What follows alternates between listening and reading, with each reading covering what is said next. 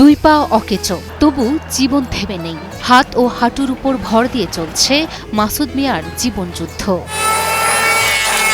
আমি আঙ্গুরবিটিয়া যাই, আঙ্গুরবিটিয়া আই। পা অচল হলেও পরিশ্রম করে নিজের পায়ে দাঁড়িয়েছেন মাসুদ। কখনো হাত পাতেননি মানুষের কাছে, মাথা উঁচু করে সমাজে চলেন অদম্য এই মাসুদ। আমার থেকে একটু সাধারণ সুস্থ যারা আছে বা একদম সুস্থ যারা আছে তারাও কিন্তু মানুষের কাছে হাত পেতে খাইতেছে, কিন্তু আমি এই পর্যন্ত গেছি না। ছোটবেলায় টাইফয়েডে আক্রান্ত হওয়ার ফলে তার দুই পা অকেজো হয়ে যায়। তবে এই প্রতিবন্ধকতাকে কখনোই নিজের জীবনের পথ চলায় বাধা হতে দেননি মাসুদ।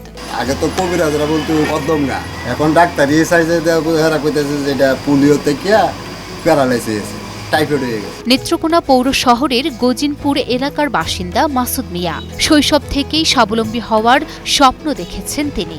অন্যের সাহায্যের উপর নির্ভরশীল না হয়ে নিজেই কিছু করার চেষ্টাই ছিল তার। শুরু থেকে আমার প্রতিজ্ঞা ছিল যে আমি কারো কাছে হাত পাইতে খাবো না, আমি আমার নিজের কর্ম দিয়ে আমি চলতে পারি কিনা বা খাইতে পারি কিনা এটা আমার চেষ্টা আছে। দেশ জুড়ে তোলপা ওয়ালটন ফ্রিজ কিনে আপনিও হয়ে যেতে পারেন মিলেনিয়ার। প্রথমে তিনি অন্যের দোকানে কাজ করলে ধীরে ধীরে কর্মদক্ষতা ও পরিশ্রম মাসুদকে করে আত্মনির্ভরশীল। আমার মনে হয় না এই পর্যন্ত কোনো রিপোর্ট আইতে এই যে তোমার কাজ ভালো হয় না, আমি একটা কাজ করে দিলে দ্বিতীয়বার আশা লাগবে। বর্তমানে তিনি নিজের দোকানে কাঠের বিভিন্ন ফার্নিচার তৈরি করেন। খাট, পালঙ্ক, টেবিল, চেয়ার সবকিছু নিজ হাতেই ডিজাইন করে বানান দক্ষ কারিগর মাসুদ।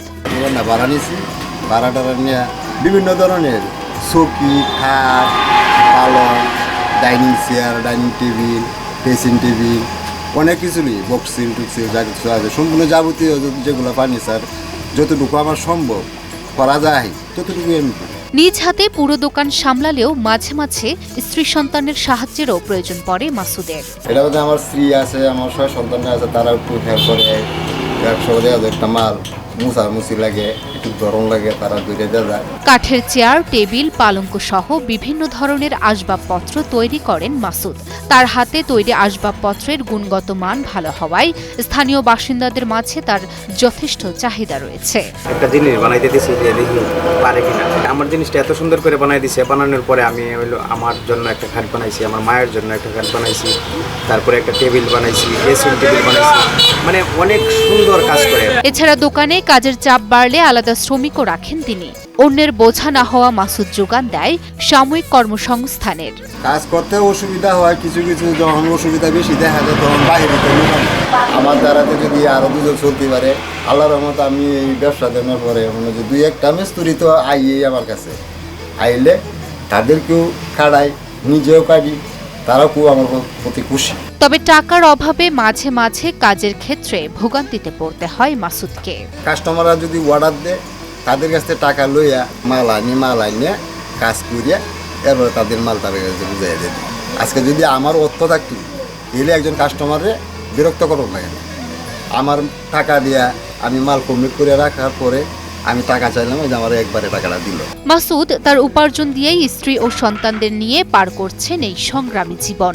আয় তো মোটামুটি হয় আর কিনো মতন চলে যায়, দুজনে মিলে সংসারটা দিয়ে কিনো মতন চলে আসে। শারীরিক সীমাবদ্ধতা থাকা সত্ত্বেও মাসুদের ইচ্ছে শক্তি ও কঠোর পরিশ্রমকে সাধুবাদ জানান এলাকাবাসী। উনি এভাবে অসুস্থ কিন্তু মনের দিকে উনি সুস্থ। উনি এখানে কাজ করে চেষ্টা করেন যে হাতে নিজের কামাই করে খাওয়ার জন্য।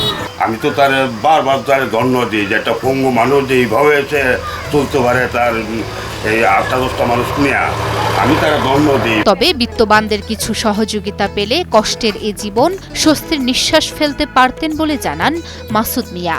যদি সরকারে ইচ্ছা করে যে আমাদের মতন একজন মানুষের পাশে দাঁড়ায় যে সহযোগিতা করে তাহলে আমি আরো আগে যেতে পারি, আরো 2-4 জন লোকের নিয়ে আমি চলতে পারি।